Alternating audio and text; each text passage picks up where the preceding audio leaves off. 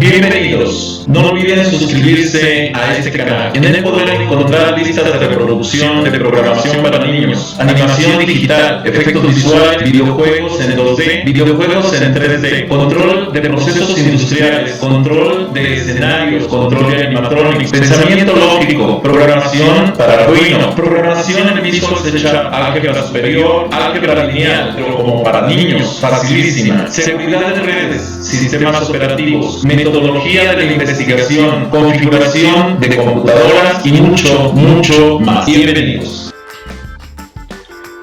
Algoritmos y diagramas de flujo enfocados a control de procesos.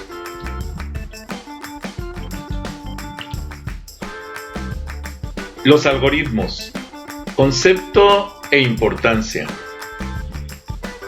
Para que podamos entender fácilmente lo que es un algoritmo antes de irnos a la definición fundamental de esto, debemos entender que todo lo que el ser humano realiza cuando lo hace consciente es precisamente el desarrollo de algoritmos, o sea, procesos lógicos para lograr un objetivo. Y por eso el ser humano es un ser racional, razona lo que hace y genera la repetición de conductas que le llevan al éxito. Entonces, el concepto nos dice que un algoritmo es un conjunto de pasos lógicos y estructurados que nos permiten dar solución a un problema. La importancia de un algoritmo radica en desarrollar un razonamiento lógico matemático a través de la comprensión y aplicación de metodologías para la resolución de problemas. Estas problemáticas bien pueden ser de la propia asignatura, por ejemplo, o de otras disciplinas. O sea, los algoritmos nos pueden ayudar a cualquier área, como por ejemplo matemáticas, química, física. Esas áreas están llenas de algoritmos matemáticos que nos permiten llevar a cabo cálculos de muchos tipos, y eso es solucionar problemas específicos de las asignaturas o de algo en la vida real. Esto implica el seguimiento de algoritmos, apoyando así al razonamiento crítico, deductivo e inductivo. Esto nos debe de quedar claro. Sabiendo, por ejemplo, que el análisis o el razonamiento deductivo siempre va a ir de lo general a lo particular, mientras que el análisis inductivo va a ir de lo particular a lo general. ¿Estamos? Muy bien. Seguimos entonces. No podemos adaptar nuestra vida cotidiana, no podemos adaptar nuestra vida cotidiana, sí, a los algoritmos, ya que al realizar cualquier actividad diaria, ¿sí?, los algoritmos están presentes aunque pasan desapercibidos. Por ejemplo, al levantarnos cada día para hacer nuestras labores, hacemos una serie de pasos una y otra vez y casi siempre repetimos los mismos pasos. O sea, seguimos un algoritmo para lograr el éxito en ese proceso de levantarme, de prepararme, bañarme, vestirme, desayunar, y todo eso son pasos, son procedimientos que se repiten día con día para comenzar las actividades académicas, actividades laborales, etc. Eso es precisamente aplicar un algoritmo. La estructura de un algoritmo normalmente, ¿sí?, todo algoritmo consta de 3 secciones principales: las entradas, los procesos y las salidas. No hay más. Esas son las partes fundamentales de un algoritmo. Va a tener entradas, el arranque del algoritmo, los conceptos que va a utilizar para operarlos, para modificarlos, los procesos que van a modificar los datos que recibe el algoritmo, y las salidas, que son los datos procesados por ese algoritmo. Las entradas es la introducción de datos para transformarlos. El proceso es el conjunto de operaciones a realizar para dar solución al problema, y las salidas son los resultados obtenidos a través del proceso. Con respecto a la metodología para descomposición de un algoritmo, los conceptos podemos decir que primero tenemos que definir el problema, hacer la definición del problema. En esta etapa se deben establecer los resultados y objetivos que se desea para poder saber si los datos que se tienen son suficientes para lograr esos fines propuestos. Hay que aclarar una cosa: si yo tengo los datos correctos y aplico los procedimientos correctos, voy a obtener los resultados correctos. Pero ¿qué pasa si los datos que yo tengo no son buenos? Así puedo tener los mejores procedimientos. Si estos datos son basura, voy a aplicar los procedimientos más finos del mundo, pero al final de cuentas voy a obtener basura porque los datos no me sirven. Lo mismo, si yo tengo datos excelentes, pero los procesos que elegí no son los correctos, lo que voy a obtener son errores, definitivamente. El análisis. Una vez definido el problema, se deberá organizar los datos de tal manera que sean susceptibles de usar en los cálculos siguientes. Con respecto al diseño, en esta etapa se proponen soluciones a los problemas a resolver, por lo que se realiza una toma de decisiones aplicando los conocimientos adquiridos y utilizando los datos existentes. La verificación o prueba de escritorio. Ya tengo todo el diseño desarrollado y entonces empiezo a hacer pruebas. Entonces se consideran los resultados previstos para datos conocidos. Si yo sé que el 5 me va a dar como resultado 15 en el procedimiento que estoy aplicando, bueno, entonces aplico el 5 y veo si me dio 15. Si me dio 15 quiere decir que el procedimiento pareciera que está correcto, pero si yo aplico 5 y me arroja 20, hay algo que está mal en el procedimiento. A fin de que el probar cada una de sus partes podamos ir comprobando que el algoritmo sirve o requiere modificarse. El análisis del problema. Los identificadores. Un identificador es un nombre que se le asigna a los datos de un programa, constantes, variables, tipos de datos, y que nos permite el acceso a su contenido. Por ejemplo, si a mí me dicen, oye, tienes la calificación 1, tienes el valor 1, tienes el número de horas, bueno, son identificadores, y dentro de en la dirección de memoria asociada a cada uno de estos, se va a guardar una información que corresponde a eso que está enunciado en el identificador.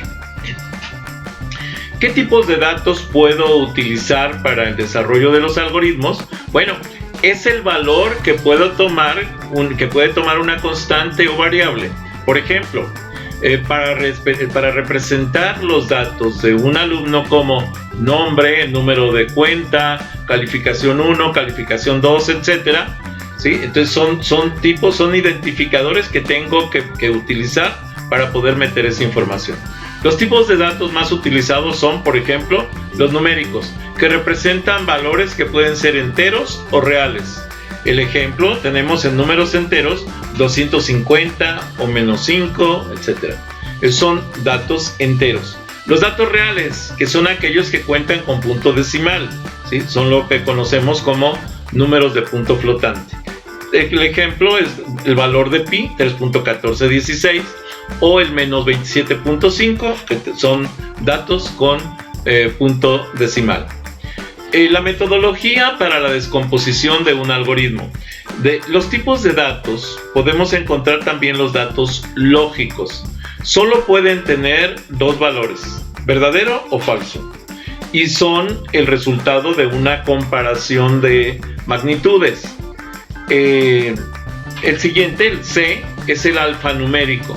Son una serie de caracteres, o es más bien un carácter o una serie de caracteres que sirven para representar y manejar datos como nombres de personas, artículos, productos, direcciones, etc. Hago la aclaración. El tipo de dato básico se conoce como carácter. El conjunto de caracteres se conoce como string, por ejemplo, ¿sí? Y bueno, estos son cadenas de caracteres, son datos estructurados. El carácter es un dato simple. Variables. Las variables, la variable permite almacenar de forma temporal un valor en el cual pueda cambiar durante la ejecución del algoritmo o programa. O sea, si el valor que yo voy a utilizar va a cambiar su contenido durante la ejecución de mi procedimiento o programa, tendré que definirlo como variable. Toda variable tiene un nombre que sirve para identificarla. Ahora, también existen algunos almacenes de datos que no permiten que estos cambien durante la ejecución del programa. A pesar de que la estructura es muy similar como el de las variables, pero como no cambian, no pueden cambiar su contenido durante la ejecución del programa o del proceso, entonces se conocen como constantes.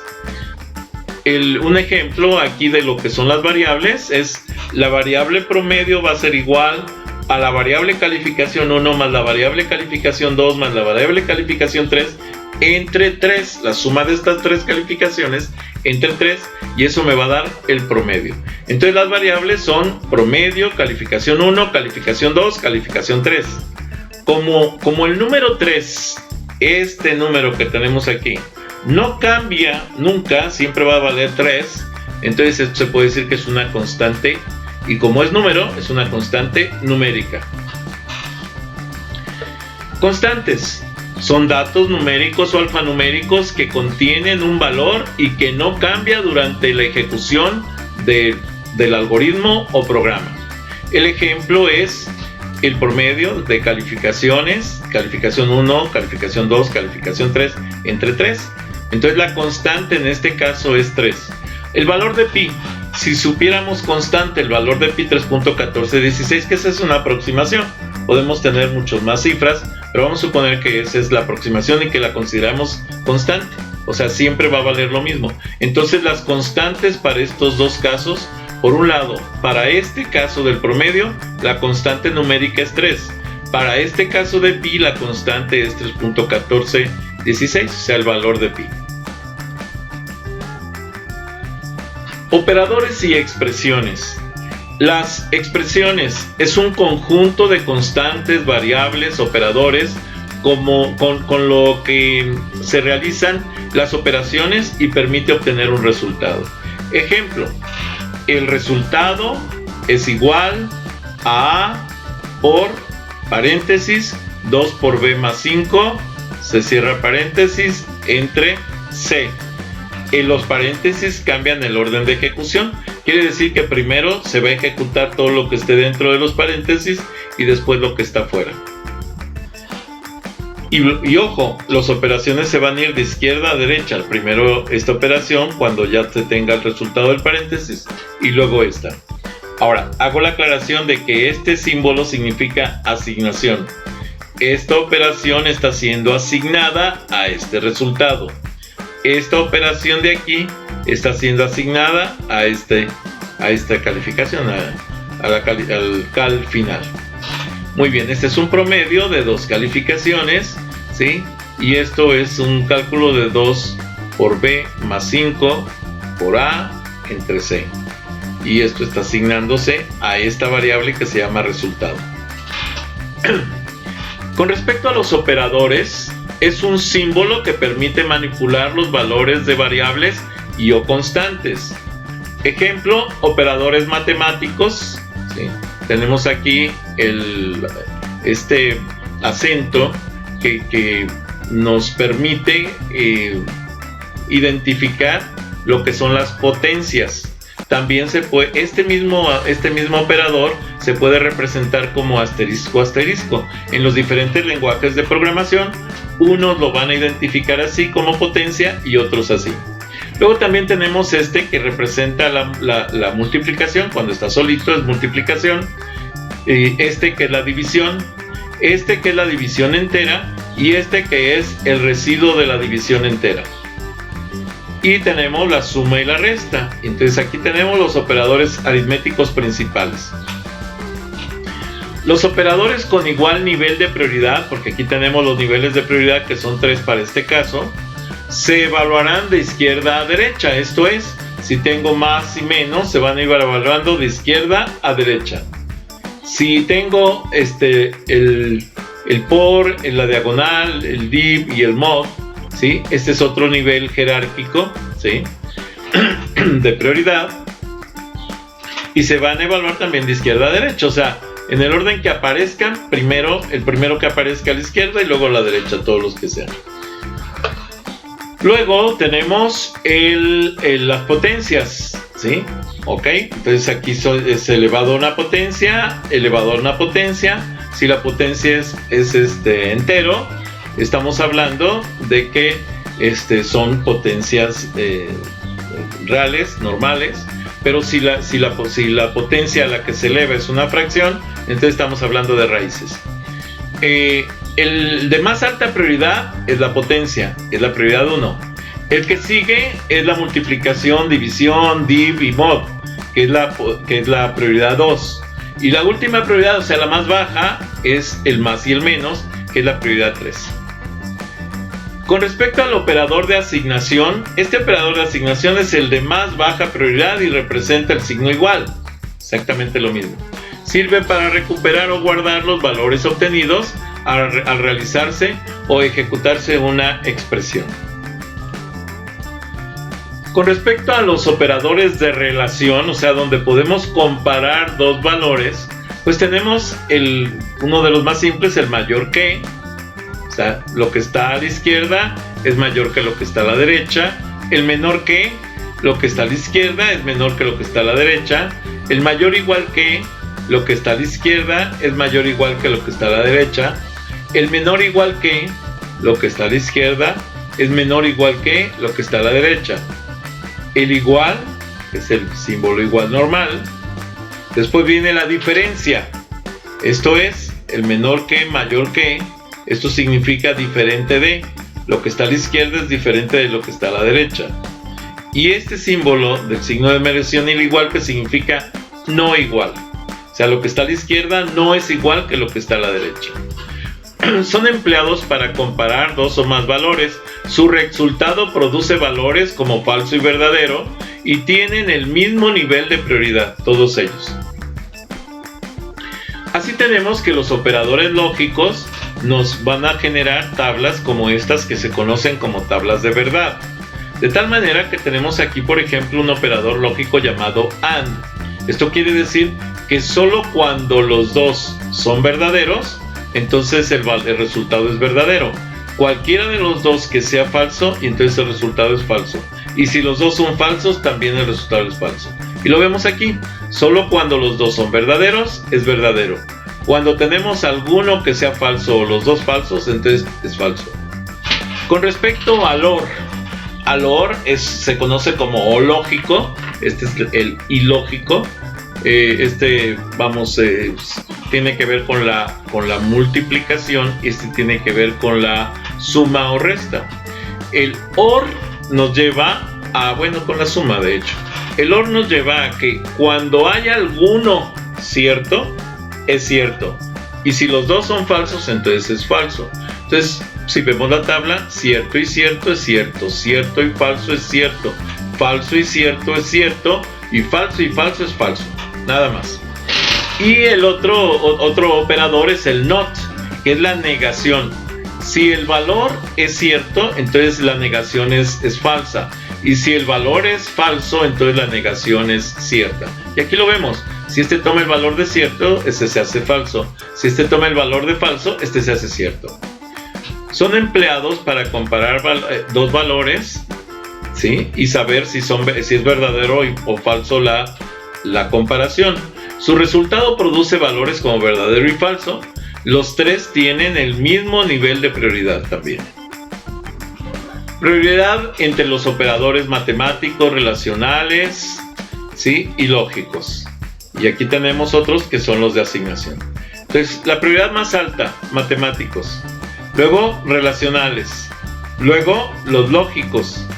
Los lógicos es, los que acabamos de revisar. Y de asignación. De asignación, pues es el igual, es la flechita que indica que va a asignar ese valor. Aquí tenemos el orden de prioridad. Siempre se ejecutan de izquierda a derecha en caso de haber dos o más operadores con el mismo nivel de prioridad. Con respecto al diseño de los algoritmos, ¿sí?, las alternativas de solución es la forma de representar la secuencia lógica para la ejecución de instrucciones. Esta puede ser a través de diagramas de flujo y pseudocódigo. El diagrama de flujo es empleado para representar la solución de un algoritmo empleando figuras geométricas donde cada una de ellas representa en particular una tarea específica que realizar. Las más comunes son este símbolo, que es un símbolo de decisión,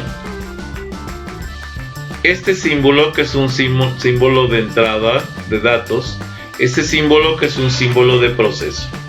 Entonces, el rectángulo simboliza un proceso, este trapezoide simboliza una lectura de entrada, puede ser datos, etc.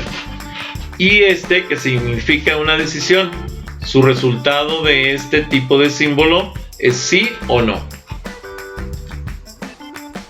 También tenemos símbolos como este, que es el inicio, salida por pantalla, el orden o el indicador de flujo, y aquí los tenemos, ¿sí? Inicio y final es este símbolo, la salida en pantalla, ¿sí?, y bueno, la secuencia de las acciones a realizar. Luego tenemos este símbolo que representa un ciclo de repetición, o sea, de hecho es una decisión pero dentro de un ciclo repetitivo. Hasta que esta condición sea válida, se va a ejecutar. Ya cuando deje de ser válida, deja de ejecutarse el ciclo. Con respecto al pseudocódigo, es empleado para representar la solución de un algoritmo empleando lenguaje natural escrito estableciendo la secuencia de pasos sin imprecisiones y de manera clara. El ejemplo es, por ejemplo, proceso, leer lista de variables, la variable le vamos a asignar la expresión y escribir la lista de expresiones, fin del proceso. Y este se llama pseudocódigo. El uso de diagramas de flujo, el pseudocódigo y la prueba de escritorio de tipo estructuras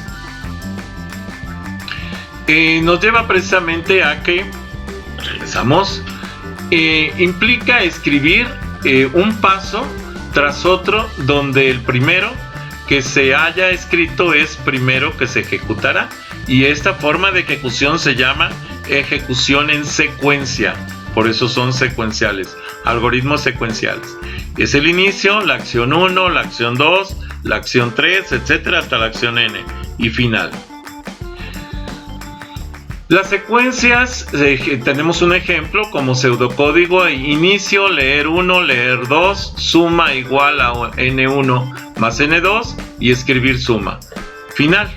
Entonces aquí tenemos la forma representativa del algoritmo, del diagrama de flujo. Este es el algoritmo, este es el diagrama de flujo. Inicio, lectura de n1 y n2, cálculo o el proceso de suma igual a n1 más n2, salida por pantalla con respecto al cálculo de la suma y fin. Vean que este es mucho más explícito que este. Ahora, se utilizan para tomar decisiones simples. Lo que las instrucciones selectivas se utilizan para tomar decisiones simples. Lo que se hace es evaluar la condición. Si la condición es verdadera, se realiza una acción. En caso contrario, termina el programa. Esa es la condición simple. Si condición es verdadera, entonces hago la acción. De otro modo, fin. Ahora, la selectiva simple en forma de pseudocódigo es inicio. Siempre tendrá que empezar con la palabra inicio y terminar con la palabra fin. Y entonces dice leer compra. Y luego dice si compra es mayor que 1000, entonces descuento igual a compra por 0.10. Pago igual a compra menos descuento. Y escribir pago. Entonces este es un pseudocódigo, es un algoritmo. Si me voy acá, aquí tengo el inicio, luego tengo la lectura de la compra, aquí está leer la compra, lectura de la compra. Luego viene aquí el comprar mayor que 1000, está preguntando si la compra es mayor que 1000. Si la respuesta es no, termino el programa, me vengo para acá, no, y se viene para acá hasta que llega a fin.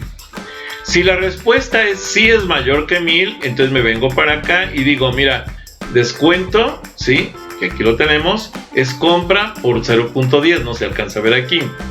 Y el, ¿cómo se llama? El pago, que es este pago, va a ser igual a la compra menos descuento, que tampoco se alcanza a ver aquí, pero aquí lo tenemos escrito. Y entonces muestro en pantalla el pago, aquí está, escribir pago, aquí también. Y termino el programa.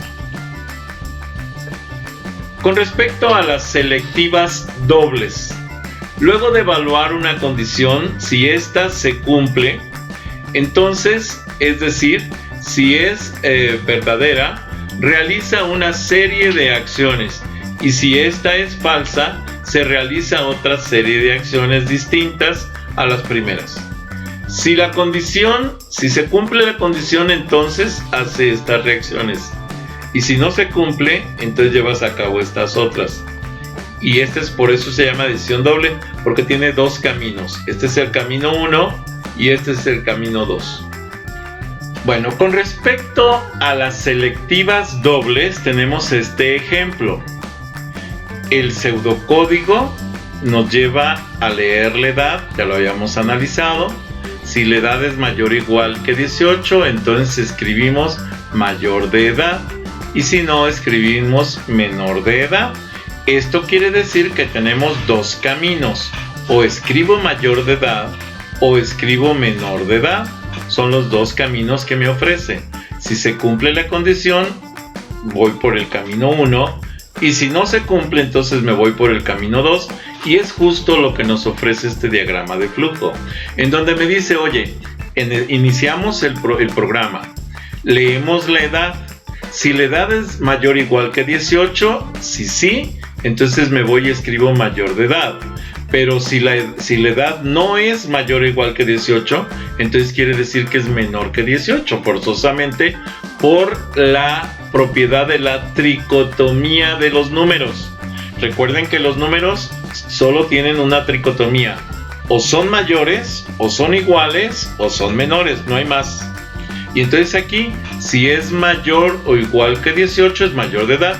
Pero si no, entonces forzosamente es menor que 18. Y por tanto se viene para acá y me dice menor de edad. Y termina el programa, ya sea por este lado o ya sea por este otro. ¿Ok? Con respecto a las selectivas múltiples, se realizan a partir de anidar estructuras simples y o dobles de manera tal que se realicen diferentes acciones con base a varias comparaciones, si habrá tantas opciones como se requieran. Un ejemplo muy simple es un semáforo que tiene 3 luces, verde, amarilla y roja, ¿sí? Entonces, esas 3 luces son 3 caminos que puedo seguir. En este caso, aquí tengo, si la condición 1 se cumple, entonces hago este camino. Si no, entonces vuelvo a preguntar. Si la condición 2 se cumple, entonces hago este camino. Y si no se cumple ni esta, entonces por último hago este último camino. Son los 3 caminos que me ofrece y eso se llama selectivas múltiples. Puedo tener más, puedo tener 8, 10, 12 caminos, no importa. Y hay selectivas que se crean a partir del sí, que es la condicional básica, o también en estructuras específicas para condiciones múltiples, como puede ser el switch. Switch case, o sea, el switch para cada caso. Si nos vamos aquí, tenemos la selectiva múltiple y tenemos este ejemplo. El pseudocódigo es leer número. Si el número es igual a 0, entonces escribimos número 0. Si no, entonces pregunto, oye, el número es mayor que 0, y entonces escribo número positivo. O de otro modo, si no es mayor que 0 y ya vimos que tampoco es igual a 0, entonces forzosamente el número es negativo. y aquí tenemos el análisis. Esta es precisamente la tricotomía de los números. O son iguales a 0, o son mayores que 0 positivos, o son menores que 0 negativos. Si nosotros iniciamos en un algoritmo, leemos el número, preguntamos primero si es igual a 0. Si sí es igual a 0, simplemente escribo número 0 y termino. Pero si no, entonces tengo que volver a preguntar. Oye, ¿el número es mayor que 0? Si sí es mayor que 0, entonces me voy para acá, escribo positivo y termino. Pero si no es mayor que 0, entonces forzosamente será menor que 0, será negativo, me vengo para acá, lo escribo y termino. Las estructuras repetitivas, este tipo de estructuras se utilizan para ejecutar acciones repetidamente. Esto se hace posible mediante una secuencia de instrucciones que se repiten una y otra vez y así evitarnos escribir múltiples veces las mismas instrucciones. De esta manera, ¿sí?, podemos ir a una estructura repetitiva. La más simple que conocemos se llama para. Esta estructura ejecuta los pasos de la solución del algoritmo un número definido de veces y de modo automático controla el número de interacciones o pasos a través del cuerpo del ciclo. Estas interacciones, estas repeticiones se llaman ciclos precisamente. Para el control se utiliza un contador en el cual se va acumulando el número de veces que se ha de repetir las instrucciones. Ejemplo, tenemos aquí hacer, ¿qué vas a hacer? Para el número de veces que queremos hacer, desde el límite inferior hasta el límite superior, la acción 1, acción 2, acción n, fin de para. ¿Sí? Las variables de control, pues obviamente son el límite inferior, límite superior, para estar viendo cuántas veces se va a repetir. Si nosotros nos vamos a esta estructura repetitiva para, tenemos el pseudocódigo que dice el proceso sin título, vamos a decir, es un proceso cualquiera, para datos menores que -1 hasta 5, ¿sí? Perdón, para datos, y esto no es menores que -1, no, esto es asigna 1, o sea que empieza en el dato 1 hasta 5 con paso 1, ¿sí? O sea, 1 por 1, hacer. Entonces me dice leer 1 y 2, suma número 1 más número 2. Escribir resultado de sumar el número 1 más el número 2 igual a la suma. Y fin de para. ¿Cuántas veces va a sumar? 5 veces. La acción 1, la acción 2, la acción 3, la acción 4 y la acción 5. Porque llegó aquí hasta 5. La forma en que se escribe este formato en un diagrama de flujo, ¿sí?, es para datos desde 1 a 5 con pasos de 1 en 1. Entonces leemos el número 1, número 2, hacemos la suma del número 1 más el número 2, aquí no se alcanza a ver el número 2, pero es número 2, y aquí dice el resultado de la suma, aquí lo escribimos por pantalla, esto significa este símbolo, escribirlo por pantalla. Cerramos el ciclo para este ciclo, lo cierro, y ya que ya he terminado de hacerlo las 5 veces, entonces fin. Otra forma de repetir es la instrucción mientras. Este se utiliza cuando no sabemos, y esto claro, no sabemos el número de veces que se va o que se ha de repetir un ciclo. Los ciclos se determinan por una condición que se evalúa al inicio del ciclo, es decir, antes de ejecutarse todos los pasos. Hacer mientras la condición sea válida. Esto es, debe de hacer las acciones que están aquí mientras esta condición se cumpla. Si la condición no se cumpla, se viene a fin de mientras y se acabó. Aquí tenemos un ejemplo del pseudocódigo para este caso y me dice el proceso, llámese como se llame, escribe hay alumno y me dice leer alumno. Y me dice mientras alumno sea así, o sea, mientras el alumno exista, hacer. Si yo aquí leo y yo pregunto o escribo hay alumno, aquí me dice leer alumno.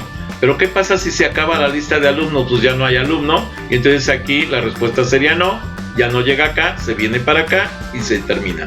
Pero si la respuesta es sí, entonces lee la calificación 1, la calificación 2, saca el promedio de las dos calificaciones, escribe el promedio y dice escribir otra vez. Oye, ¿hay otro alumno? Y lee el alumno. Y vuelve a ver. Si sí hay alumno, calcula. Si no hay alumno, pues no puede calcular porque ya no va a tener datos. La forma en que se escribe ese procedimiento, ese pseudocódigo en formato de diagrama de flujo, tenemos el inicio, lee el alumno, si el alumno existe, sí, aquí está la pregunta de mientras, entonces calcula, lee la calificación 1, la calificación 2, calcula el promedio, escribe el promedio y vuelve a leer alumno. Si el alumno, si sí existe, vuelve a preguntar, oye, ¿el alumno sí existe? Y si la respuesta es sí, vuelve a hacer lo mismo. Y así hasta que ya, cuando lee el alumno, va a decir ya no hay. Y entonces llega para acá, alumno igual así, no, ya no hay. Y entonces termina el ciclo, fin. Repetitiva, hacer mientras. Fíjense bien que en esta anterior, para que pueda cumplirse esta condición, debe de haber alumno primero. Si no hubiera ningún alumno aquí, si yo no leo primero este alumno y no se cumple la condición, ¿qué creen? Esta no se va a ejecutar y lo que viene aquí nunca se va a ejecutar y se viene directamente al fin. Mientras que la otra estructura que se llama hacer mientras o repetitiva, ¿sí? Entonces, en esta estructura el ciclo se va a repetir hasta que la condición se cumpla, pero ojo, la diferencia es que aquí se cumpla o no se cumpla la condición, al menos todas las acciones se van a ejecutar una sola vez. Porque dice, oye, repite todo esto y entonces lo va a hacer. Y cuando llega acá pregunta, oye, ¿hasta que esta condición deje de ser válida? Si esta condición es válida, se vuelve a repetir. Pero si esta condición no es válida, se sale, termina. Vamos a ver el ejemplo. Aquí tenemos el ejemplo, el pseudocódigo, déjenme regresar.